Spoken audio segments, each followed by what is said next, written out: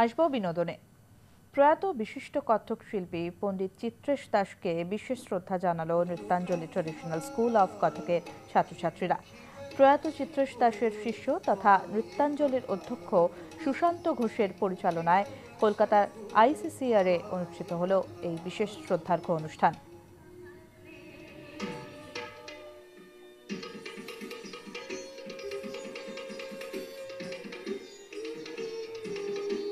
আমাদের এই অনুষ্ঠানটা ছিল পণ্ডিত চিত্রেশ দাসজিকে ট্রিবিউট জানিয়ে। আমি গুরুজির কাছেও শিখেছি, পণ্ডিত চিত্রেশ দাসজির কাছে 2 বছর শিখেছি, প্লাস মহারাজজির কাছেও শিখেছি।